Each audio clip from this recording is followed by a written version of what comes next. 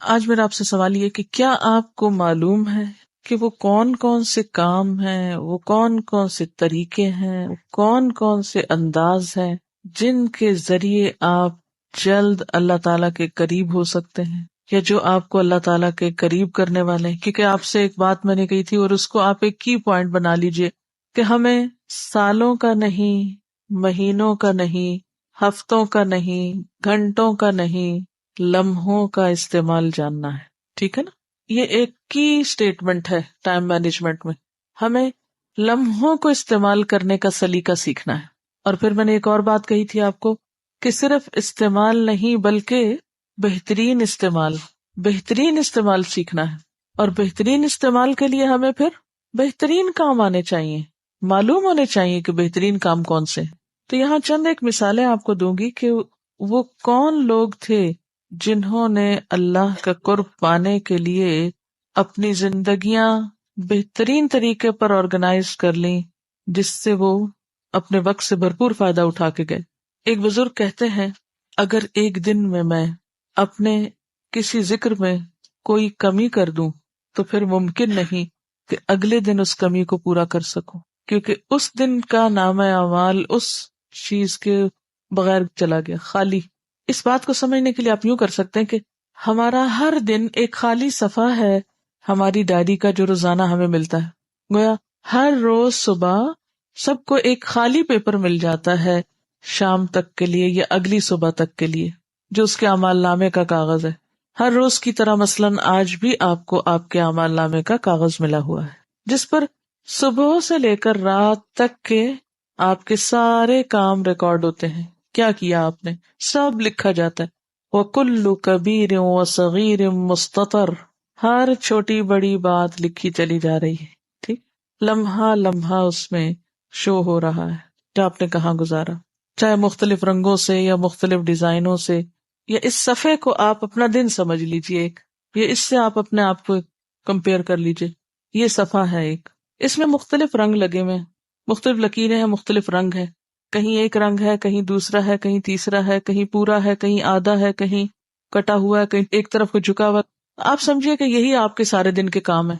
اس طرح اپنے دن کو آپ شو کر سکتے ہیں، یا آپ مثلاً مختلف جگہوں پر مختلف کلرز کے ساتھ یا مختلف ڈیزائنز کے ساتھ یا کچھ گیپس چھوڑ کے کچھ خلا، یعنی مختلف کاموں کو آپ سمبلائز کر سکتے ہیں، مختلف شکلوں یا رنگوں یا ڈیزائنوں بنا سکتے ہیں. ٹھیک ہے، وہ ہے آپ کی زندگی کا ایک دن. اور جو آپ میں سے آرٹسٹ ہیں وہ اسکیچ بھی کر سکتے ہیں. ٹھیک ہے، اسکیچ کر سکتے ہیں آپ. ہر ایک کے اوپر یہ اسائنمنٹ لازم نہیں، لیکن آپ میں سے جن کو اللہ نے صلاحیت دی ہے میں ان سے ریکویسٹ کروں گی کہ وہ دوسروں کو سمجھانے کے لیے کوئی ایسا ایک ماڈل تیار کر لیں. ایک دن کا نقشہ بنائیں، کس میں ایک دن میں ہم جو کچھ کرتے ہیں اس کو مختلف رنگوں سے صرف شو کریں. کہیں کالا رنگ لگائیں برے اعمال کے لیے مثلاً، کہیں گرین رنگ لگائیں اپنے معمولات کے لیے، کہیں نمازوں کو شو کریں، کہیں عبادت کو شو کریں، کہیں حقوق العباد کو شو کریں، کہیں اپنے پڑھائی کو. اور ہر ایک کے جیسے رولز ہیں اس کے مطابق اس کے جو گولز ہیں، ایک ڈیلی گولز کی جو لسٹ ہے آپ کی، اس کو آپ شو کر سکتے ہیں.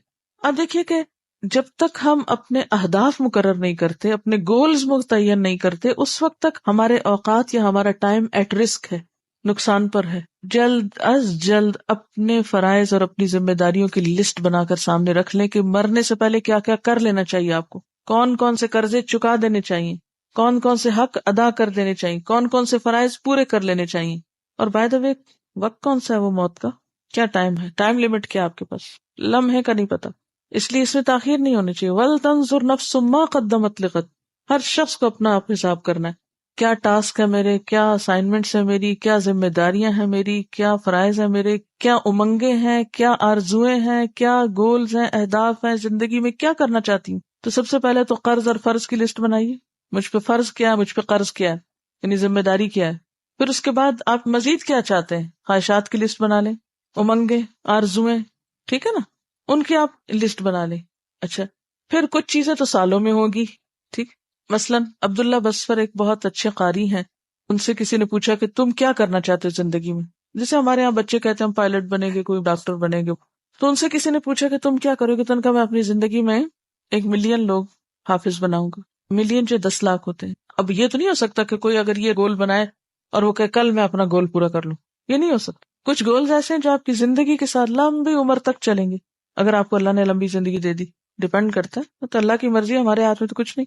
کچھ آپ کے گولز ایسے ہیں کہ جو شارٹ ٹرم ہوتے ہیں، کم وقت کے لیے ہوتے ہیں، تو یہ بھی آپ کو پھر دیکھنا ہوگا. پھر ایک اور حیثیت سے کہ جو آپ کے رولز ہوتے ہیں اسی کے مطابق آپ کے گولز ہوتے ہیں. آپ کا رول کیا ہے؟ مثلاً ایک سب سے اہم رول اس وقت آپ کا کیا کہ آپ ایک طالب علم ہیں، ٹھیک ہے.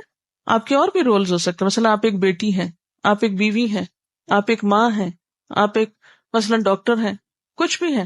اس کے مطابق آپ کو اپنے گولز جو ہیں وہ متعین کرنے ہیں. اگر آپ اپنے طالب علم ہونے کی حیثیت سے اپنے گولز متعین کر لیں کچھ، کہ آپ کو ہر روز کیا کیا کام کرنا ہوتا ہے، اس کی ایک لسٹ ہونی چاہیے آپ کے پاس کہ میرا ڈیلی ہوم ورک یہ ہے، میرا روز کا کام یہ ہے. ان گولز میں اضافہ بھی ہوتا چلا جائے گا، ٹھیک ہے نا. تو وہ اگر آپ کے سامنے ہوں گے گولز، تو پھر اس کے بعد آپ دیکھتے جائیں کہ آپ ان میں سے کیا کیا کر رہے ہیں، کیا کر سکتے ہیں، کیا نہیں کر سکتے، ابھی کتنا کام آپ نے کرنا ہے. تو ان گولز کو بھی آپ اپنے اس کلر کے ساتھ شو کر سکتے ہیں، ٹھیک ہے نا، مختلف کلرز کے ساتھ کہ یہ آپ کے ہائی امنگیں ہیں اور امیدیں ہیں جو آپ. اچھا، پھر آپ کے کچھ معمولات ہوتے ہیں دن کے، جیسے صبح شام کے آپ ذکر کرتے ہیں، نماز کے بعد کا ذکر کرتے ہیں، وغیرہ وغیرہ جو آپ کو کرنے چاہیے. اب کیا ہے، آج کے دن آپ نے مثلا صبح شام کی دعائیں کوئی نہیں پڑھی فار ایگزامپل، یا فجر کی نماز کے بعد کے اذکار نہیں پڑھے، وہ کیا ہوا، خالی خانہ چھٹ گیا. اب کل کے دن آپ کہیں اچھا میں کل پڑھ لوں گی نا، کیا ہوا آج نہیں پڑھی تھی، وہ آج یہ ہو گیا تھا، وہ ہو گیا تھا، یہ تھا وہ تھا، کوئی اس پہ الزام لگایا، کوئی اس کو بلیم کیا، کوئی کسی پہ ذمہ داری ڈالی اور کام کوئی نہ کیا. اب یہ جو آج کی آپ کی شیٹ ملی تھی نا، زندگی کا آج کا کاغذ آپ کا ملا تھا، اس میں تو رہ گیا خالی. اب یہ بزرگ یہی کہتے ہیں کہ جو میرا ایک دن کا عمل رہ گیا میں کل اس کو پورا کر ہی نہیں سکتا. پچھلے دن کی کاغذ تو واپس چلا گیا آ کے. جو آج آپ کو کاغذ ملا ہے کیا کل یہی ملے گا کہ جو خانے رنگ بھرنے رہ گئے تو ذرا آج بھر لیں بیٹھ کے؟ یہ تو نہیں ہو سکتا نا. اس لیے جو آج کرنا ہے نا وہ آج ہی کرنا ہے آپ کو. تو جو اہم ترین عادت اللہ کے قریب ہونے کی ہے وہ کیا ہے؟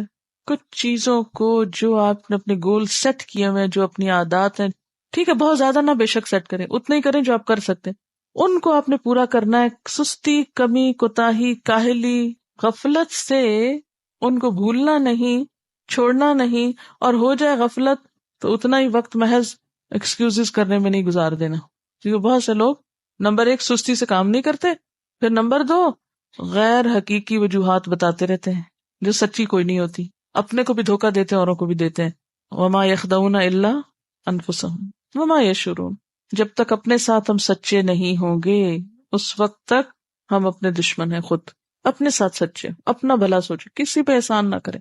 ایک بچی میرے پاس آئی تو کہنے لگی میں نے کسی نے لیکچر دیا تو میں نے سنا کہ جو اولاد اچھے کام کرے تو وہ اپنے والدین کے لیے صدقہ جاریہ بنتی ہے، تو پھر مجھے کیا فائدہ ہوگا؟ اگر میرے کاموں کا فائدہ میرے ماں باپ کو ہی ہونا ہے تو میرا کیا فائدہ؟ میں نہیں کرتی. تو ہو سکتا ہے آپ بھی یہی سوچ رہے ہو، ہم کیوں اچھے بنے اگر ہمارے ماں باپ کو فائدہ ہونا ہے ہم سے. وَمَنْ جَاهَدَ فَإِنَّمَا يُجَاهِدُ لِنَفْسِهِ. سب سے پہلا فائدہ آپ کو خود ہوتا ہے، باقی کسی کو بعد میں ہوتا ہے. ایک کتاب ہے مقدمہ ابن خلدون، اس میں ہارون الرشید کے بارے میں آتا ہے کہ جب اس نے اپنے بیٹے الامین کو اس کے استاد کے سپرد کیا تو استاد کو ایک ریکویسٹ کی کہ اقرئہ القرآن، اس کو قرآن کی قرات سکھاؤ، قرآن پڑھنا سکھاؤ. وعرفہ الاخبار، تاریخ کی معرفت دو، اخبار کہتے ہیں تاریخ کو. وروّہ الاشعار، اور اس کو اشعار کی تعلیم دو یا اشعار سے مانوس کرو. وعلمہ السنن، سنت کی تعلیم دو، سنتیں سکھاؤ، یعنی زندگی میں عام روزمرہ زندگی میں کون سا کام کیسے کرنا چاہیے نبی صلی اللہ علیہ وسلم کی پیروی کرتے ہوئے. وبصرہ بمواقع الکلام، وبصرہ بمواقع الکلام. بصرہ کا مطلب ہے بصیرت دو اس کو، سجھاؤ اس کو. مواقع موقع کی جمع ہے، کلام کا معنی کیا ہے؟ کلام، یعنی بات کے جو موقع ہے، موقع محل کی مناسبت سے بات کرنا سجھاؤ یا سکھاؤ کہ کس موقع پر کیا بات کرنی چاہیے اور کس انداز میں کرنی چاہیے، کہ یہ بچہ کس وقت میں کیا کہا کرے.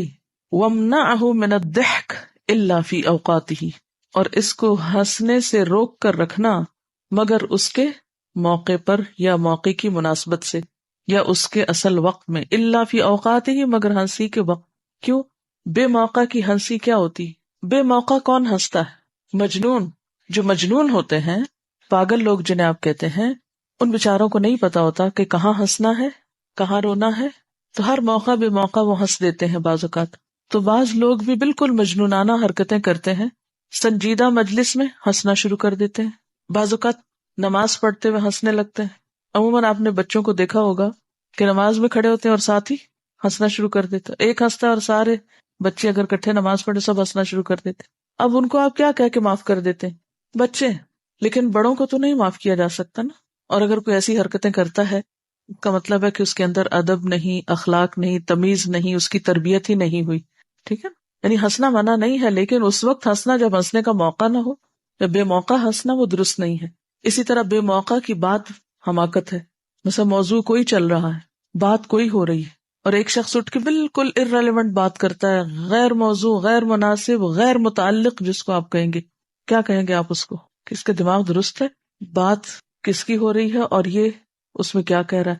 ایسا شخص کون ہوتا ہے؟ غیر حاضر دماغ، ناسمجھی کی علامتیں ہیں نا یہ۔ تو یہ سمجھداری پیدا کرنی ہوتی ہے، یہ تربیت سے آتی ہے، اور اس کے لیے یا تو ماں باپ تربیت کرتے ہیں یا پھر استادوں کا فرض ہے کہ وہ تربیت کریں اپنے طالب علموں کی، اپنے شاگردوں کی۔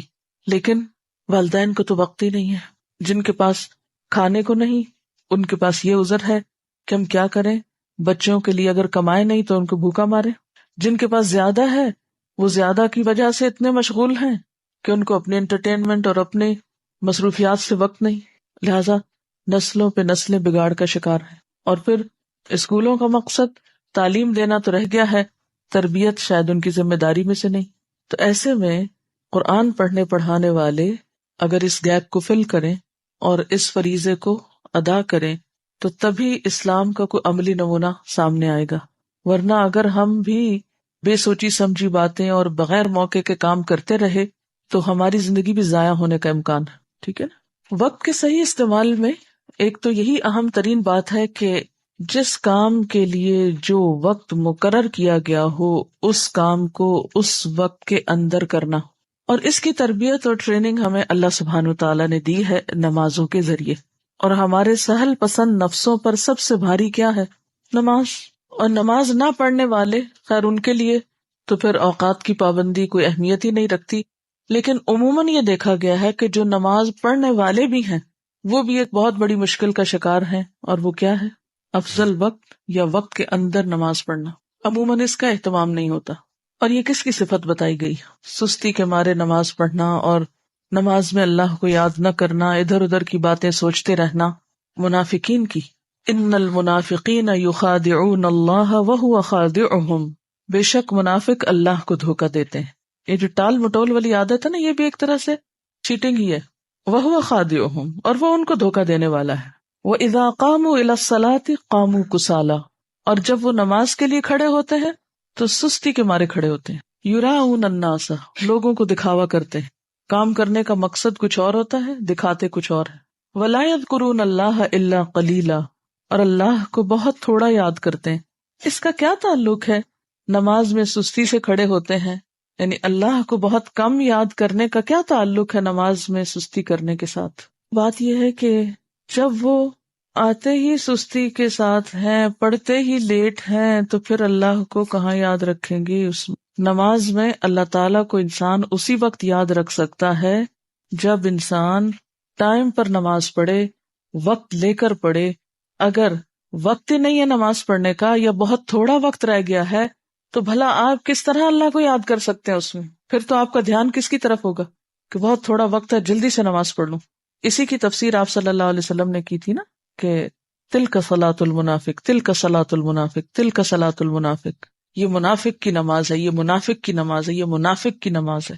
3 دفعہ یہ فرمایا۔ تو پوچھا گیا کہ کون سی نماز منافق کی ہے؟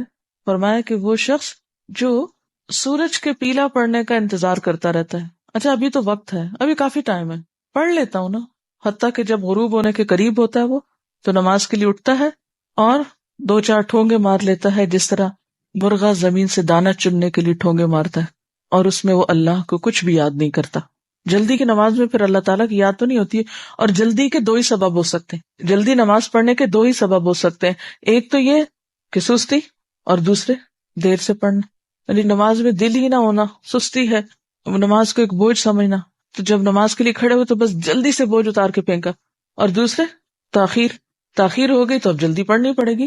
اسی لیے جو شخص اول وقت میں نماز پڑھتا ہے اس کے پاس کافی ٹائم ہوتا ہے، انف ٹائم ہوتا ہے، وہ اطمینان سے پھر نماز پڑھتا ہے، پھر اللہ کو یاد بھی کرتا ہے. اوقات کے صحیح استعمال میں اہم ترین چیز کیا ہے؟ جس کام کا جو وقت ہے اس کو اس وقت کے اندر کیا جائے، اور اس کی تربیت نماز سے شروع کی جائے. آپ سب اگر یہ چاہتے ہیں نا کہ آپ کا وقت صحیح استعمال ہو تو اس کا آغاز کیجئے نماز کو صحیح وقت پر پڑھنے سے، صحیح وقت پر پڑھنے سے. یہ الگ بات ہے کہ طویل نماز پڑھیں تو پھر آخری وقت میں آپ جا پہنچے، جیسے نبی صلی اللہ علیہ وسلم فجر کی نماز اندھیرے میں شروع کرتے تھے اور اتنی لمبی پڑھتے تھے کہ روشنی ہو جاتی تھی، وہ تو ایک الگ بات ہے. اسی طرح اگر آپ ظہر کی نماز پڑھے بغیر یہاں سے چل پڑتے ہیں، مثلاً گھر جاتے ہیں، بالکل تھوڑا سا وقت بچتا ہے، مجھے بتائیے کہ آپ میں سے کتنے لوگ اطمینان سے نماز پڑھ سکتے ہیں؟ نہیں پڑھ سکتے. تو ایٹ لیسٹ آپ فرض تو سکون کے ساتھ پڑھ کے نکلا کریں، سنت گھر جا کے پڑھ لیں، فرض تو پڑھ کے جائیں. اگر فرض نماز بھی، کیونکہ قیامت کے دن سب سے پہلے کس چیز کا حساب ہوگا؟ نماز کا حساب ہوگا. بہت سے لوگ باتوں میں لگے رہتے ہیں، ادھر ادھر وقت ضائع کرتے ہیں، اور پھر جب نماز کا وقت ہوتا ہے تو جلدی جلدی میں نماز پڑھ لیتے ہیں. تو وقت کے صحیح استعمال میں سب سے پہلے فرائض کو صحیح وقت پہ ادا کرنا. اسی طرح آپ دیکھیے روزہ ہے، روزے کے لیے اللہ تعالیٰ نے وقت مقرر کر رکھا ہے، رمضان کا مہینہ مقرر کر دیا. اگر یہ مقرر نہ ہوتا تو ہم میں سے کتنے لوگ تھے جو پابندی کر سکتے سال میں 1 مہینہ مسلسل روزے رکھنے. اسی سے آپ اندازہ لگائیے کہ اوقات کا مقرر کرنا کسی کام کے لیے کس قدر ضروری ہے، اور اس کے لیے آپ کو پری پلاننگ کرنی پڑے گی. یہ پری پلانڈ ہونا چاہیے. اگر آپ پلاننگ نہیں کریں گے کہ کون سا کام کب کرنا ہے تو اوقات ضائع ہوتے رہیں گے. کون سا کام کب کرنا ہے اور کب تک کر لینا ہے، مکمل کر لینا ہے. رمضان سے پہلے روزہ کتنے بھاری لگ رہے ہوتے ہیں، آتے ہیں تو پھر جاتے وقت کتنی اداسی ہوتی ہے. اٹ مینس کہ ہم کر سکتے ہوتے ہیں، لیکن اگر ہمیں پابند نہ کیا جاتا نا، ہم پہ فرض نہ ڈالا جاتا، تو شاید ہم کہتے ہم تھک گئے ہیں، 1 دن چھوڑ کے 1 دن رکھ لیتے ہیں، پھر 1 دن چھوڑ کے 1 دن کرتے کرتے 2 مہینے ہو جاتے، نہ یہ کام کر پاتے نہ وہ کر پاتے. اسی لیے منافقین کے بارے میں کیا کہا گیا؟ مذبذبین بین ذالک لا الہ الا ولا الہ الا. منافقین کی ایک اور کوالٹی کیا بتائی گئی؟ کہ وہ مذبذب، ڈاواں ڈول رہتے ہیں تذبذب میں، نہ ادھر کے نہ ادھر کے. تو جو شخص بھی اس طرح زندگی گزارے کہ اس کی زندگی تذبذب میں ہو، نہ ادھر کا ہو نہ ادھر کا، وہ کس کام میں ایکسل کرے گا؟ وہ کس چیز میں ایکسل کرے گا؟ کس چیز میں وہ آگے جائے گا؟ اور یاد رکھیے آخرت میں جو آپ کا مقام ہے نا، اس کی ایک جھلک یہ آپ کی دنیا کی زندگی ہے. جس طرح یہاں زندگی گزار رہے ہیں نا، جس درجے میں خیر بھلائی نیکی کے جس درجے میں آپ یہاں کھڑے ہیں اپنی عبادات میں، اخلاق میں اور باقی معاملات میں، قیامت کے دن بالکل اسی کا دوسرا حصہ آپ کو دیا جائے گا. اور اگر آپ نے اپنے اوقات یہاں ضائع کر دیے نا، اور اپنے اوقات سے صحیح طور پر فائدہ نہیں اٹھایا، اپنے فرائض کو اعلیٰ درجے میں ادا نہیں کیا، تو کل قیامت کو کس بات کا اجر چاہتے ہیں آپ؟ کن بلند درجات کی بات کرتے ہیں؟ جب کرنے کا وقت تھا اس وقت تو کچھ اور کرتے رہے، جب نیکی کے کام کرنے کا وقت تھا اس وقت میں تو ادھر ادھر کے شغل کرتے رہے. اب آگے قیامت کے دن کہ ہمیں جنت کے اعلیٰ درجات چاہیے، یہ کیسے ممکن ہے؟ تو بات یہ ہے کہ ہم کام کر سکتے ہیں، صرف نفس کو ڈھیل دیتے ہیں، لمبی لمبی آرزویں باندھتے ہیں، آج کا کام کل پہ ڈالتے ہیں، اور پھر کچھ بھی نہیں کرتے سوائے حسرت و یاس کے. پھر ہاتھ کیا آ سکتا ہے؟ تو ایک بات یہ ہے کہ اپنے آپ کو ڈھیل نہ دیا کریں. اچھا کر لوں گی، پھر کر لوں گی، پھر کیا ہوا؟ نہیں، خود کو ایک کے بعد ایک چیز میں پابند کریں، باندھیں، روکیں، کھینچیں کہ نہیں یہ تو کرنا ہی کرنا ہے.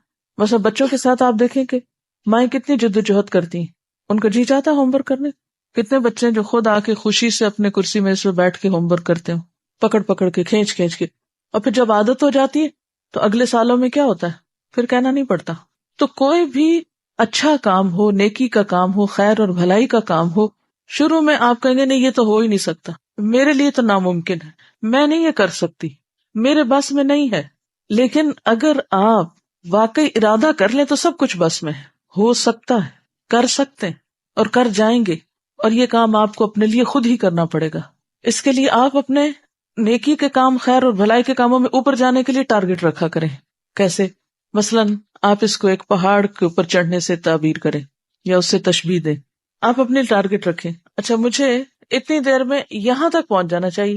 جیسے کبھی آپ اگر سفر کر رہے ہوں مثلا گاڑی پہ اگر سفر کر رہے ہوں اور آپ نے نوٹ کیا ہوگا کہ آپ سوچتے اچھا کتنے مائل ہو گیا سفر، اتنے مائل، اچھا اتنا باقی ہے، وہ مائل سٹون پہ آ بھی جاتا ہے نا کتنا باقی، کہتے میرا خیال ہے کہ 1 گھنٹہ لگ جائے گا، اور عموماً سفر میں ایسی گفتگویں کرتے ہیں نا، بس 1 گھنٹے کی بات ہے پہنچ جائیں گے، اور میرا خیال ہے شاید ہی کوئی شخص ایسا ہو جو سفر کرتے ہوئے، اچھا چھوڑیے باقی یہ جو گھر سے آتے جاتے ہیں روز، تو ہو سکتا ہے کچھ لوگوں کی عادت یہ کہ بار بار اپنی گھڑی یا گاڑی کی گھڑی دیکھتے رہتے ہوں کہ اچھا کتنے منٹ ہو گئے اور کتنا رہ گیا، آدھا ہو گیا یا کوارٹر ہو گیا یا کتنا ہو گیا، دیکھتے ہیں نا، ایک ٹارگٹ ہوتا ہے اتنی دیر میں ہم پہنچ جائیں گے، یہ تو آپ بندھے ہوئے ہیں نا، تو اس لیے بس اس میں آپ خود سوچتے رہتے ہیں، کچھ چیزوں کے ٹارگٹ آپ خود سیٹ کیا کریں، سامنے گولز رکھے کریں اپنے، اتنے دنوں میں اتنے وقت میں یہ کام مجھے کر لینا ہے اور میں کر لوں گی، ہو جائے گا، کیوں نہیں ہوگا، ہو سکتا ہے، انڈر ایسٹیمیٹ نہیں کیا کرے، اور اگر نہ ہونے کا ڈر ہو تو اللہ سے دعا کیا کرے کہ اللہ تعالیٰ اوقات میں برکت پیدا کر دے۔ اچھا تو بات میں یہ کر رہی تھی کہ ایک دم سے بڑے بڑے ہائی ہوپس اور ہائی گولز نہ بھی رکھیں اگر، تو چھوٹے چھوٹے رکھا کریں، جب ایک تک پہنچ جائیں تو اس سے کیا ہوگا، ایک سینس آف اچیومنٹ ہوگی نا، کانفیڈینس ڈیولپ ہوگا، پھر اس کے بعد ایک اگلا اور رکھ لیں، پھر اگلا، پھر اگلا اگلا کرتے کرتے آپ وہاں تک پہنچ جائیں گے۔ اگر آج آپ دنیا میں جنت الفردوس کو اپنا گول بناتے ہیں جیسا کہ بنانے کو کہا گیا ہے، آپ صلی اللہ علیہ وسلم نے فرمایا کہ جب تم اللہ سے مانگو تو کیا مانگو، جنت الفردوس مانگو، کیونکہ وہ جنت کا اعلیٰ ترین حصہ ہے۔ اچھا ہم کبھی کسی کو کہیں یا کوئی ہم سے کہے تو ہم کیا کہتے ہیں، میں تو اس قابل ہوئی نہیں کہ وہاں پہنچ جاؤں، اس لیے کچھ کرنے کی ضرورت ہی کیا، میرے تو بس میں ہی نہیں، پہلے سے ہی سوچ لیتے ہیں یہ نہیں ہو سکتا، یہ بس خیال ہے۔ تو جو شخص اپنے کاموں کی ابتدائی مایوسی سے کرتا ہے اس سے پھر کس چیز کی توقع رکھی جا سکتی؟ صحابہ کرام اس سے برعکس سوچتے تھے، وہ جنت کو پانے کی سچی طلب اور تڑپ رکھتے تھے، اور واقعی وہ سمجھتے تھے کہ ایسا ہو سکتا ہے، اور اس کے لیے وہ ہر چیز چھوڑنے کو تیار ہو جاتے تھے، جان ہو مال ہو کچھ بھی چھوڑنے کو۔ اب دیکھیں نا، جو پہاڑ کی چوٹی پہ چڑھنا چاہتا ہے وہ زمین چھوڑے گا نا، جہاں کھڑا وہ چھوڑے گا نا، وہ چھوڑ کے اوپر پہنچے گا نا، تو کچھ پانے کے لیے کچھ دینا تو پڑتا ہے۔ پھر آپ یہ دیکھیں کہ ملے گا کیا اور چھوڑ کیا رہے ہیں، کس کی قیمت زیادہ ہے؟ جس کی زیادہ ہے اس کو لے لیں، اور جس کی تھوڑی ہے اس کو چھوڑ دیں، اس کی قربانی کر لیں۔ اچھا اس کو ایک اور چھوٹی سی مثال سے سمجھیں، مثلاً عبداللہ بن عبد الملک کہتے ہیں کہ ہم اپنے والد کے ساتھ جب سفر کر رہے ہوتے تھے تو ہمارے والد ہم سے کہتے سبحوا حتی تأتوا تلک الشجرہ، اچھا تم سب بچوں تسبیح کرو جب تک وہ درخت آ جائے، یعنی سفر کر رہے ہیں، پہلے تو وہ اونٹوں اور گھوڑوں وغیرہ پہ سفر ہوتا تھا تو صحرا میں دور دور درخت نظر آتے تھے، وہ گھنے درخت بہت زیادہ تو نہیں تھے عرب کے ملک میں، ایک جگہ سے چل رہے وہ دور ایک درخت نظر آ رہا ہے تو بچوں کو کام لگا دیتے، جب تک وہ درخت آتا ہے تم تسبیح کرنا شروع کر دو، وہ کہتے ہم کرتے جاتے، فنسبح حتی نأتیہا، کہتے جب ہم اس پہ پہنچ جاتے تو اگلا کوئی درخت دکھا دیتے، اچھا کبروا حتی تأتوا تلک الشجرہ، اللہ اکبر پڑھتے رہو جب تک وہ درخت آ جائے، اچھا وہ ہم پڑھتے رہتے، اور پھر جب اس پہ پہنچتے تو کچھ اور ٹارگٹ دے دیتے، اس پہ پہنچتے کچھ اور دے دیتے، اور اس طرح سفر بھی ختم ہو جاتا، دلچسپ ہو جاتا، اور اس کے ساتھ ساتھ نیکیاں بھی ملتی، وہ وقت کا کتنا بہترین استعمال ہوتا۔ اچھا یہاں ان کی ایک حکمت ہے نا کہ اگر بچوں کو کہتے دیکھو آدھا گھنٹہ تو تم تسبیح کرو اور آدھا گھنٹہ تکبیر پڑھو اور آدھا گھنٹہ فلاں کرو اور آدھا گھنٹہ وہ، تھوڑی دیر میں بچے بھول جاتے۔ اب جب وہ نصب العین سامنے آ گیا کہ وہاں تک پہنچتے ہوئے یہ کام کرنا ہے تو ایک پلاننگ ہے نا۔ اچھا مثلاً ہم نے آپ کے ساتھ ایک پلاننگ کی ہوئی ہے، اس کے لیے کیا ہے، وہ لیسنز کو ڈے وائز الگ الگ کیا ہوا کہ اس دن اتنا ہو جانا چاہیے۔ اب بعض اوقات کیا ہوتا ہے وہ سسٹم خراب ہو سکتا ہے اور آپ کا ٹارگٹ جو ہے وہ پورا نہیں ہو سکتا۔ اب یہ تو نہیں ہم کر سکتے کہ اس کو چھوڑ دیں کہ آج کا ٹارگٹ نہیں پورا تو چھوڑ دیتے، نہیں، اس کو اگلے دن زیادہ کام کر کے پورا کر لیں، اور جو ایک ڈیڈ لائن ہے وہاں تک اس کو مکمل کریں۔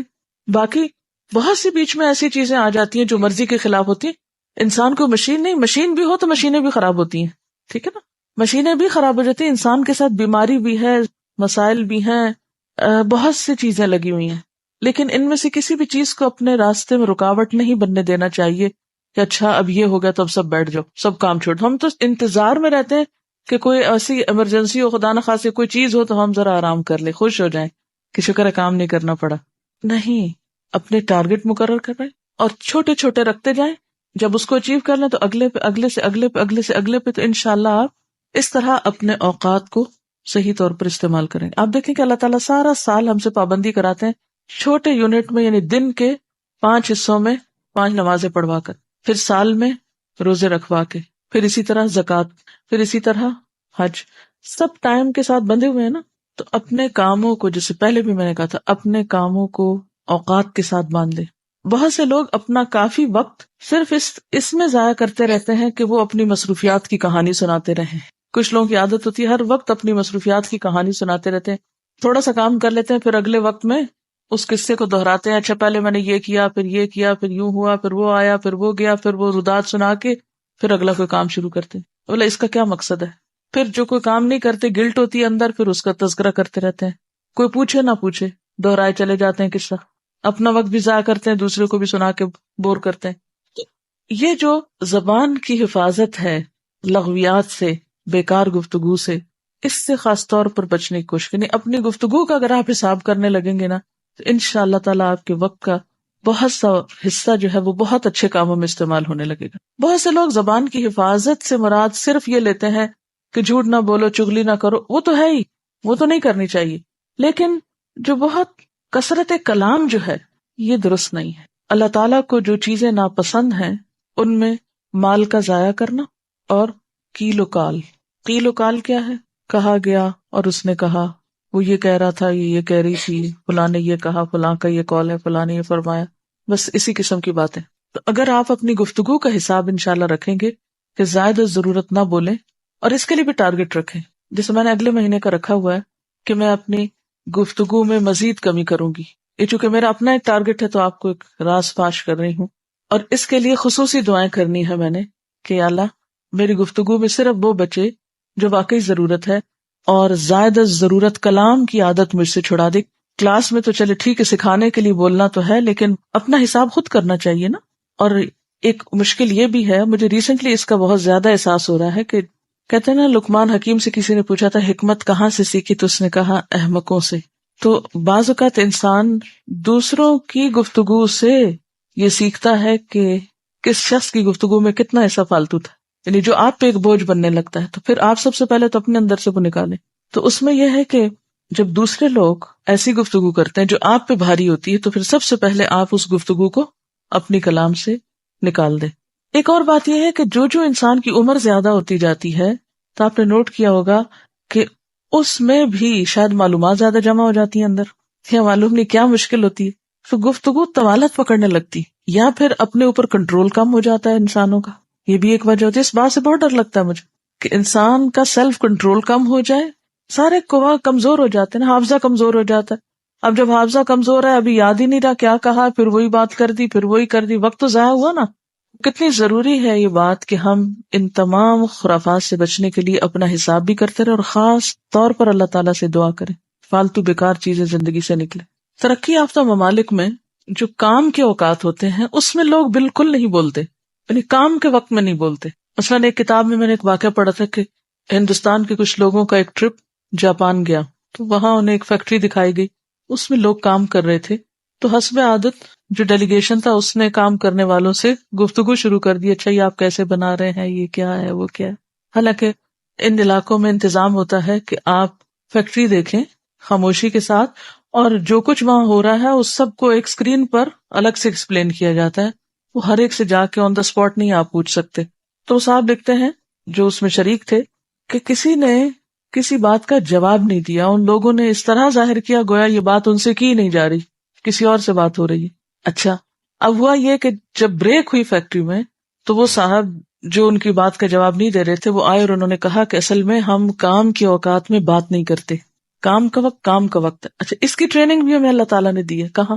نماز میں. اگر آپ نماز پہ غور کریں تو نماز اگر ہماری درست ہو جائے اور نماز کا ہم صحیح فائدہ اٹھائیں تو ہماری ساری زندگی درست ہو سکتی، سارے عمل درست ہو سکتے ہیں. اچھا ہم لوگ اگر اپنے کام کے اوقات میں بولنا چھوڑ دیں ایٹ لیسٹ، تو آپ دیکھیں گے کہ کام بھی جلدی ختم ہو جائیں گے. ہمارے کام لمبے کیوں چلتے ہیں؟ کام ختم ہو کے کیوں نہیں دیتے؟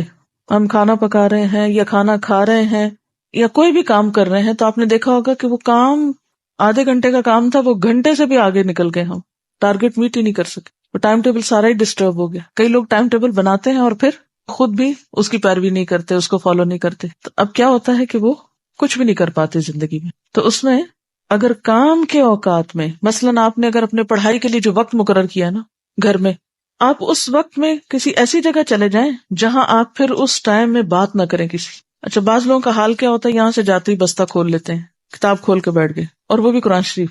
اچھا، پڑھ رہے ہیں، ساتھ اس کو کوئی انسٹرکشن دے رہے ہیں، پھر پڑھ رہے ہیں، اس کے ساتھ بات کر رہے ہیں، پھر پڑھ رہے ہیں، پھر 4-5 گھنٹے وہ بھی ساتھ ہے، وہ بھی ساتھ. گھر والے یہ امپریشن لے رہے ہیں کہ وہاں سے کام بہت زیادہ ملتا ہے، اور یہ تو سارا وقت ہی کام کرتے رہتے ہیں. آپ بھلے ان سے باتیں کریں، لیکن ان کو بھی سیٹسفیکشن نہیں ہوتی کہ آپ نے ان سے کوئی بات کی، اور پڑھائی بھی نہیں ہو پاتی. تو اس کے لیے آپ کیا کر سکتے ہیں کہ جاتے ہی بستہ نہیں کھولیں، آپ جائیں، جو بھی آپ کی روٹین ہے، نماز کی، آرام کی، کھانے کی، گھر والوں کو ٹائم دینے کی، گھر کے کسی کام کی، یا کچھ بھی جو بھی ہے اسے کر لیں. اور پھر آپ مثلاً مغرب تک ایک ٹارگٹ رکھیں کہ یہ ٹائم میرا ہے گھر والوں کے لیے، کھانا پکانے کے لیے، یا جو بھی آپ کے ذمہ ڈیوٹی ہے، 2 گھنٹے ہیں، 3 ہیں، 4 ہیں، جتنے بھی آپ کو ملے اس میں وہ کر لیں. اس میں آپ کتابوں کی طرف نہ جائیں. جب اس سے آپ فارغ ہو جائیں تو پھر آپ گھر والوں کو اس پر ٹرین کریں آہستہ آہستہ کہ اب آپ کے پڑھنے کا وقت آ گیا ہے، اب سب یہاں سے چلے جائیں یا آپ وہاں سے نکل جائیں. چاہے ایک کمرے کا گھر ہے نا، تو اس میں بھی ایک کونا فکس کریں، جگہ مقرر کریں، ٹائم مقرر کریں، اور اس ٹائم میں اپنا ٹارگٹ پورا کریں. بعض لوگ کتاب کھول کے بھی دنیا بھر کی باتیں سوچتے رہتے ہیں، پھر خیال آتا ہے اوہو، پھر شروع ہو جائے، پھر ادھر. یہ بھی وقت کا ضائع کرنا ہے. جو ٹائم مقرر کیا ہے اس کو سامنے رکھیں اور دیکھیں کہ کیا آپ کی جو ٹارگٹ تھا وہ درست تھا، کتنے منٹ میں اتنا کام ہو سکتا ہے، اسے کریں. اور اگر بیچ میں آپ بریک لینا چاہیں تو پھر اس بریک کو بھی انجوائے کریں. اب دیکھیں کہ ترقی یافتہ ممالک میں کیا ہوتا ہے، کام کے اوقات مقرر ہوتے ہیں. مثلاً 8 بجے اگر دفتر کا ٹائم ہے تو 8 بجے ہی شروع ہوتا ہے، اور پھر 10 بجے اگر بریک ہے تو 10 منٹ کی، تو وہ 10 منٹ کی بریک میں کوئی کام نہیں کرتا. ہم لوگوں کا حال کیا ہے، جو بریک کا ٹائم ہوتا ہے اس میں ہم کام کرتے ہیں، جو کام کا وقت ہوتا ہے اس میں ہم بریک لیتے ہیں. اچھا، پھر اسی طرح پھر اگلا کام کا وقت ہے تو اس میں پھر یکسوئی سے کام. تو آپ کو معلوم ہے کہ ویسٹ میں گھنٹوں کے اعتبار سے پے دی جاتی، مہینے کی تنخواہ نہیں ہوتی، وہاں ہفتہ وار ہوتی ہے عموماً، اور ہفتے میں بھی ہر دن کے الگ آورز کاؤنٹ کیے جاتے ہیں. عموماً فیکٹریز میں وہاں کیا بنا ہوا ہے، کارڈ ہوتا ہے، یعنی جب ایک شخص کام کے لیے انٹر ہوتا ہے تو وہ ایک مشین سے کارڈ گزارتا ہے، وہ ٹائم نوٹ ہو جاتا ہے، اتنے بجے آئے تھے اس تاریخ کو. جب نکلتے ہیں تو تب بھی، تو جب سیلری لینی ہوتی تو اس کارڈ سے اس کا وہ ڈاٹا جمع ہو جاتا ہے کہ اس شخص نے اتنے گھنٹے کام کیے، اتنے گھنٹے. مثلاً اگر ایک شخص ہر روز صرف 5 منٹ لیٹ آتا ہے، صرف 5 منٹ، تو 5 دنوں میں، اگر وہاں عموماً 2 دن چھٹی ہوتی ہے، تو 5 دنوں میں وہ کتنے منٹ لیٹ آیا، 25 منٹ. اب وہ 25 منٹ کی سیلری کاٹ لیں گے، اور کاٹ لی جاتی ہے وہاں، کیونکہ 25 منٹ ایک اچھا خاصا وقت ہے. ہمارے ہاں 5 منٹ تو کیا، گھنٹوں کے حساب سے لوگ لیٹ پہنچتے ہیں کام پر، اور ندامت بھی نہیں ہوتی ان کو کہ انہوں نے کوئی نقصان کیا ہے اپنا بھی، اور جہاں وہ کام کر رہے ہیں ان کا بھی. اور اس میں دنیا میں باقاعدہ مقابلے ہیں، اور ہر سال یہ دیکھا جاتا ہے کہ اس سال کس ملک میں ورکنگ آور کتنے تھے، ایک ایوریج شخص نے کتنے گھنٹے روز کام کیا، کیونکہ وہاں بیکاری کا تو سوال پیدا نہیں ہوتا الا یہ کہ کوئی بیمار ہو.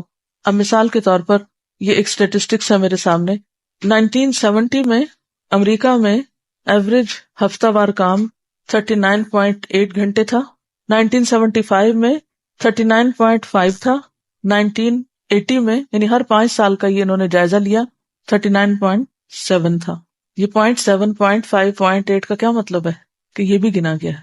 جاپان میں 43.3 70 میں، 38.8 75 میں، اور پھر 41.2 80 میں.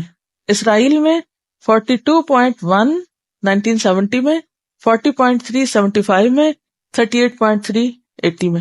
کہ یہ قوم نے جو کام کیا ہے اتنے گھنٹے روز. اور اس میں پھر مقابلہ ہے کہ نمبر 1 اس عرصے میں کون تھا، نمبر 2 کون تھا، نمبر 3 کون تھا. کوئی مسلمان ملک اس لسٹ میں شامل نہیں ہے. یہ بتا رہی ہے کہ ڈھارکی میں ایشیا کا سب سے بڑا ایگرو کیمیکل کا پلانٹ ہے، اور اس میں توسیع ہوئی تو چائنا سے خواتین ورکرز آئیں، تو لوگوں نے کہا کہ یہ عورتیں کیا کام کریں گی، تو آپس میں بہت باتیں کریں گی. لیکن انہوں نے اتنی اوقات کی پابندی اور محنت کے ساتھ اپنے کام کو کیا کہ وقت سے پہلے اپنا ٹارگٹ مکمل کر لیا، یعنی وقت سے پہلے اپنا گول اچیو کر لیا، اور وقت سے پہلے جو پلانٹ تھا اس کی جو توسیع کا کام تھا وہ مکمل ہو گیا. اور کام کے اوقات میں بالکل بات نہیں کرتی تھی، ایک بریک میں وہ والی بال کھیلتی، چھٹی کے وقت سوئمنگ کرتی، اور بہت ایکٹیولی سب کام ہو رہا تھا. ہمارے ہاں نہ کام کے وقت میں کام کی عادت ہے، نہ ہی کام کا احترام ہے. ہاں تمنائیں بہت بڑی ہیں، کیا چاہتے ہیں، دین کی خدمت چاہتے ہیں. دنیا کے کام تو محنت کے بغیر ہوتے نہیں. دین کا کام ایک ایسا کام ہے جو بغیر کسی منصوبہ بندی کے، بغیر کسی محنت کے خود ہی ہو جاتا ہے. ہمارے ہاں تو جمعے کی چھٹی بھی نہیں ہے، اس میں بھی کام ہے. کیا سکھایا گیا ہے کہ اذا قضیت الصلاۃ فانتشروا، جب نماز ہو جائے تو فانتشروا فی الارض فابتغوا من رزق اللہ، کام کرو، رزق تلاش کرو. تو ہمیں اگر ہم واقعی چاہتے ہیں کہ اپنے اوقات کو صحیح استعمال کریں تو نمبر 1 پلاننگ بے حد ضروری ہے، اور اس کے لیے گولز، اور گولز بھی ہر شخص کے مختلف ہوں گے. ہر شخص کے گولز اس کے رولز کے مطابق ہوں گے. جو آپ کے رولز ہیں، کچھ رولز تو آپ کے مینڈیٹری ہیں جن کو آپ تبدیل نہیں کر سکتے. مثلاً ایک ماں ہے، گول تبدیل نہیں کر سکتی. اسی طرح مثلاً آپ طالب علم ہیں تو آپ کا یہ رول تبدیل ہو جائے گا کچھ عرصے کے بعد. تو اب آپ اپنی زندگی میں یہ دیکھیے کہ آپ کے اوپر کیا کیا ذمہ داریاں ہیں، آپ کی اس وقت کی موجودہ حیثیتیں کیا ہیں. مثلاً آپ ایک بیوی ہیں، مثلاً آپ ایک بیٹی ہیں، مثلاً آپ ایک طالب علم ہیں، مثلاً بہن ہیں. اپنے مختلف رولز کو دیکھ لیجیے امپورٹنٹ ہے. اب مثلاً اگر آپ ایک بیوی ہیں تو ظاہر ہے آپ کے شوہر کے حقوق ہیں آپ پر. علم کا حاصل کرنا آپ کے شوہر کے حقوق کی قیمت پہ نہیں ہو سکتا. اسی طرح اگر آپ ایک بیٹی ہیں تو والدین کی مدد کرنا یا ان کا ساتھ دینا آپ کی ذمہ داریوں میں سے. تو پہلا کام تو یہ کیجئے کہ ایک جو آپ کا رول ہے اس کے مطابق آپ کا گول کیا ہے، آپ کی ذمہ داریاں کیا ہیں. پھر اگلی بات یہ ہے کہ کون سا کام آپ نے کب کرنا ہے، کون سا کام کب کرنا ہے آپ کو. اب بعض لوگ ایک بوجھ سر پہ سوار رکھتے ہیں، اور ہمارے بچے ہیں نا، کیا کریں، کوئی وقت نہیں ملتا، سارا دن بچوں کو رونا روتے رہیں گے، کیا کریں، شوہر ہی نہیں مانتے، ان کی بڑی ذمہ داری مجھ، سارا دن شوہر کی بات، بہانہ ایک بنا لیا. تو یہ جو بہانے بنانے کی عادت ہے، یہ زندگی سے نکال دیجیے. اگر آپ جس وقت میں جو کرنا چاہیے اس کے پابند ہو جائیں تو شکایت بھی نہیں رہے گی. پھر شوہر کو شکایت نہیں ہوگی، پھر بچوں کو شکایت نہیں ہوگی، پھر آپ کی ٹیچر کو آپ سے شکایت نہیں ہوگی، کیونکہ آپ نے اپنے پڑھنے کے وقت میں کیا کیا، پڑھا اور پڑھ کر آئے. اچھا، کلاس میں آپ کی ذمہ داری کیا ہے، توجہ سے سننا، لکھنا، اور جو کہا گیا، انسٹرکشنز دی گئی، ان کو فالو کرنا. اگر آپ اس وقت میں کچھ اور کر رہے ہوں تو کیا ہوگا، استاد کو شکایت ہوگی، اور یہ وقت کا ضیاع بھی ہوگا. آپ پھر یہاں بیٹھے کس لیے، آپ کچھ اور کریں جا کے. احمد بن عطا سے پوچھا گیا کہ طلب العلم فریضۃ علی کل مسلم کا معنی کیا ہے، کس چیز کا علم حاصل کرنا فرض ہے، کون سا علم حاصل کرنا فریضہ کے درجے میں ہے. ٹھیک ہے نا، علوم تو بہت سے ہیں نا، لیکن ہر علم کا سیکھنا تو فرض نہیں ہے نا. تو انہوں نے کہا علم الحال و علم الوقت و علم السر فمن جہل وقتہ وما علیہ فقد جہل العلم الذی امر به. علم الحال، حال کا علم. حال کا علم کا مطلب یہ ہے کہ جو آپ کا حال ہے، یہ حالت ہے، جو آپ کا سٹیٹس ہے، یہ اپنا حال، جیسے ابھی رول کیا ہے نا، یعنی آپ کے رولز کے مطابق ایک آپ کا جو رول ہے اس کے بارے میں آپ کو علم ہونا چاہیے. مثلاً آپ کے رولز میں سب سے پہلا رول کیا ہے کہ آپ اللہ کے بندے ہیں. بندگی میں آپ کو کیا کیا کرنا ہے، تو فرائض آ گئے نا اس میں، نماز. اور پھر اسی طرح آپ کے حال میں ایک یہ ہے کہ آپ ایک بیوی ہے، بہن ہے، ہمسائی ہے. مثلاً جو آپ کی حالت ہے اس میں والدین کے حقوق پتہ ہونے چاہیے، شوہر کے حقوق پتہ ہونے چاہیے، بچوں کے حقوق پتہ ہونے چاہیے، وغیرہ وغیرہ. تو یہ حال کا علم ہے نا، یہ جو بھی آپ کا حال ہے، حالت ہے، اسٹیٹس ہے یا وقت ہے. ٹھیک ہے. دوسرا ہے علم الوقت. علم الوقت فریضہ ہے، ٹائم مینجمنٹ کا سیکھنا فرائض میں سے ہے کہ کس وقت میں مجھے کیا کرنا ہے، بچپن میں کیا کرنا ہے، جوانی میں کیا کرنا ہے، بڑھاپے میں کیا کرنا ہے. ہمارا حال کیا ہے، جو بس وقت آتا ہے گزار دیتے ہیں، پہلے سے نہیں پتا کہ ہمیں کیا کرنا ہے، نہ اپنے لیے پتا ہے نہ بچوں کے لیے پتا ہے. پھر اسی طرح عبادات کا وقت کیا ہے، تعلیم کے اوقات کیا ہونے چاہیے. اور انہوں نے بہت اہم بات کی تھی کہ فمن جہل وقتہ، جو وقت کے علم سے، یعنی وقت کے بارے میں جاہل ہے، اور اس بات سے جاہل اللہ علم ہے کہ وما علیہ، کہ کس وقت میں اس کی ذمہ داری کیا ہے، کس وقت میں کس چیز کا ٹائم ہے. فقط جہل العلم، ایسے شخص کا علم سے کوئی تعلق نہیں، وہ علم سے بھی ناشنا ہے. کتنی بڑی بات ہے یہ. طلب العلم فریضۃ علی کل مسلم. تو یہ کون سا فریضہ ہے؟ دو چیزیں مینلی ہو گئی. ایک تو یہ ہے کہ اپنی ذمہ داریاں پہچانیں، اپنے رولز کو ڈٹرمن کریں، اور ہر رول کے تحت آپ کے اوپر کیا کیا ذمہ داریاں، اور پھر ہر ذمہ داری کو ادا کرنے کا وقت کیا ہے. اور اس کے بعد ہر چیز کی ایک حد ہے، لمٹ ہے، کہ مثلاً نماز خشوع سے پڑھنی ہے، لیکن یہ نہیں کہ آپ اتنی لمبی کر دیں کہ آپ کے کھانے کا وقت نکل جائے. اب آپ کا اس وقت رول کیا؟ مثلاً اگر میرے بچے چھوٹے ہیں، دودھ پیتے بچے ہیں، تو میری نمازیں وہ نہیں ہو سکتی ہیں نا جو شادی سے پہلے جتنی لمبی ہو سکتی ہیں. شادی کے بعد یہ بچوں کے ساتھ اتنی لمبی نماز نہیں ہو سکتی. بچہ اگر رو رہا ہے، چیخ رہا ہے، چلا رہا ہے تو میری نماز آٹومیٹکلی چھوٹی ہو جائے گی. اب مثلا میں تدریس کا کام کر رہی ہوں یا ساتھ اور تھوڑا بہت، تو ان اوقات میں عمر کے مختلف حصوں کے ساتھ مختلف اوقات رہے ہیں. مثلا جب میں طالب علم تھی اس وقت بھی میں سکھاتی تھی، لیکن اس وقت جیسے ہفتے میں ایک دفعہ. جب شروع میں سکھانا شروع کیا تبھی علم اتنا پختہ نہیں تھا، اس وقت تھوڑا تھوڑا پڑھایا، بہت کم سکھایا، 2 آیتیں 3 آیتیں. پھر اس کے بعد جب باقاعدہ استاد بنی تو اس میں تھوڑا اور اس کو انکریز کیا. پھر شادی ہوگی، پھر بچے تھے، پھر ہفتے میں 1-2 دفعہ درس دیتی رہی. پھر اس کے بعد تھوڑے بچے اور بڑے ہوئے اور وقت ملا، اس کو اور انکریز کر لیا. یعنی ساری ذمہ داریاں سامنے رکھ کے صرف پرسنٹیج طے کر لیں کہ کس وقت آپ کا کون سا رول زیادہ اہم ہے اور اس کے لیے آپ کو کتنا وقت چاہیے، اور کب آپ کی عمر کے کون سے حصے میں کون سی ذمہ داریاں نسبتاً کم ہو گئیں اور اب کس اور چیز کو آپ کا زیادہ وقت چاہیے. تو کام سارے اگر آپ کو پتا ہوں، جیسے پہلے میں مثال دی تھی نا کہ سارے کاموں کو ایک رنگ دے دیجئے زندگی میں، تو وہ پرسنٹیج کم زیادہ ہوتی رہے گی. مثلا جب میں طالب علم تھی تو یہ 8 گھنٹے جو اب میرے کام میں گزرتے ہیں وہ 8 گھنٹے صرف پڑھنے میں گزرتے تھے.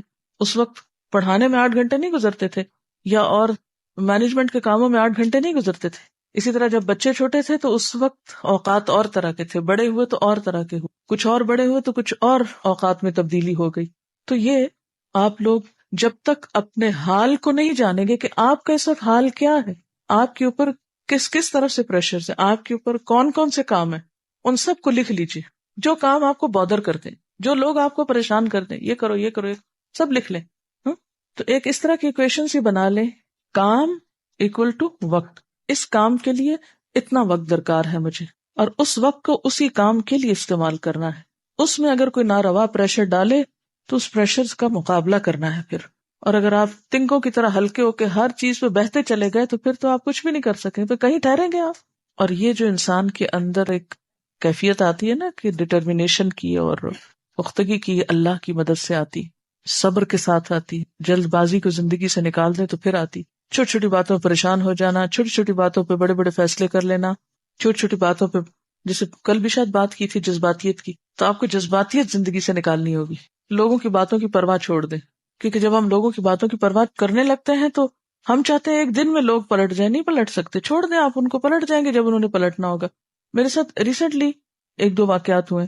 کچھ عرصہ پہلے بہت شدت سے میری مخالفت ہو رہی تھی، بہت زیادہ. اب بھی خیر کم نہیں یا ختم نہیں ہوئی، لیکن بہت زیادہ شدید قسم کی. وہ وقت تھا کہ جس میں اگر میں اس رو میں بہہ جاتی تو شاید میں کام نہ کر پاتی، لیکن میں نے ان سب چیزوں کو ایک طرف رکھا کہ ان کا میری زندگی سے کوئی تعلق نہیں. اگر لوگوں کو میرے بارے میں غلط فہمی ہے یا مس انڈرسٹینڈنگ ہے اور میں اپنی جگہ سچی ہوں، تو ایک وقت آئے گا کہ لوگوں کو خود ہی سمجھ آ جائے گی.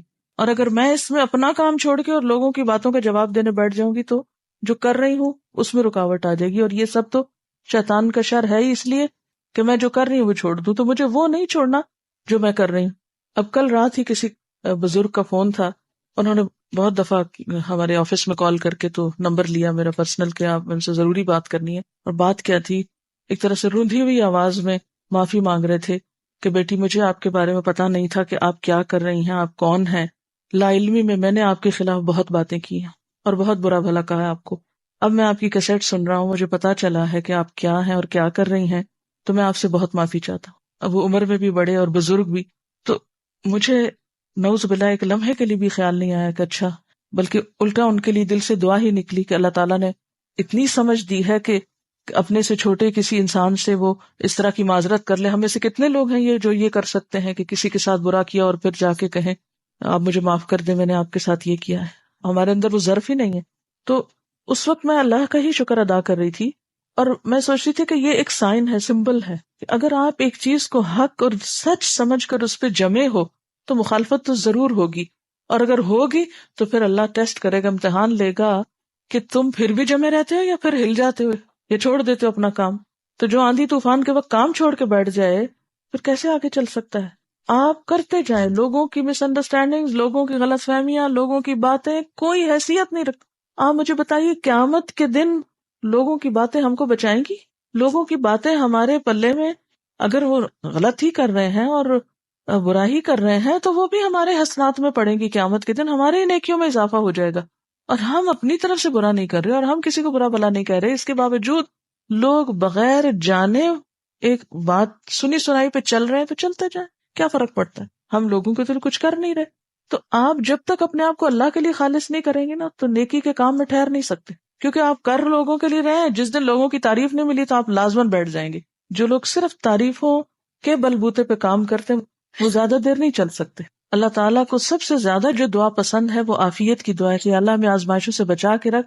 لیکن پھر یہ اللہ ہی اس راز کو جانتا ہے کہ کس کو کہاں کس چیز میں آزمانا ہے.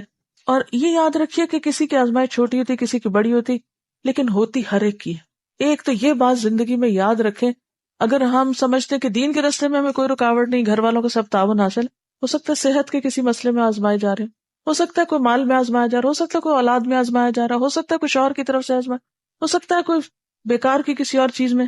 تو ایک یاد رکھیے، یہ دنیا تو ہے ہی امتحان، اس میں امتحان تو ہونے ہیں، اس کے بغیر نہیں آپ زندگی گزار سکتے. لیکن امتحان کے وقت کون سا رویہ درست ہے یہ جاننا بھی بے حد آپ کو ضروری. تو یہ علم الحال ہے کہ کس وقت میں کیا ایکشن لینا ہے، کس کام کو کس طریقے پہ کرنا ہے، کس چیز کے لیے کیا وقت مقرر ہے. اور جب تک یہ آپ نہیں کریں گے اس وقت تک بات نہیں بنے گی. کیونکہ جو چیزیں اللہ نے فرائض کے درجے میں رکھ دی ہے نا، مثلا نماز فرض ہے، اب آپ 100 بہانے بھی کریں تو کیا کوئی ایک بھی قبول ہے اس میں سے؟ تب بھی قبول نہیں ہے. نماز نماز ہے جو وقت کی پابندی کے، ان الصلاۃ کانت علی المؤمنین کتابا موقوتا، وقت کی پابندی کے ساتھ فرض ہے، کوئی بہانہ نہیں چلے گا. اسی طرح ماں باپ کے ساتھ احسان کا رویہ فرض ہے، کوئی بہانہ نہیں چلے گا. اسی طرح کچھ اور کام ہے جیسے طلب العلم فریضۃ، علم حاصل کرنا فرض ہے، کوئی بہانہ نہیں چلے گا. تو ہمیں بہانے بنانے سے نکل آنا ہے، بہانے چھوڑنے ہیں. جو کرنا ہے چاہے کڑوا ہے چاہے میٹھا ہے اسے کر کے چھوڑنا ہے، اپنے آپ سے کروانا ہے. اور بعض اوقات ایسا ہوتا ہے نا کہ جیسے آپ خود نہیں کر پا رہے تو وتواصوا بالحق وتواصوا بالصبر کر لیں، کسی کو تھام کے اٹھ جائیں، چلیے وقت ختم ہو گیا. اور وقت کا موضوع تو ختم نہیں ہو سکتا، لیکن آن دا ہول جو اہم ترین حصہ تھا اس میں وہ ہو گیا. سبحانک اللہم و بحمدک نشہد ان لا الہ الا انت نستغفرک و نتوب الیک. والسلام علیکم ورحمۃ اللہ وبرکاتہ.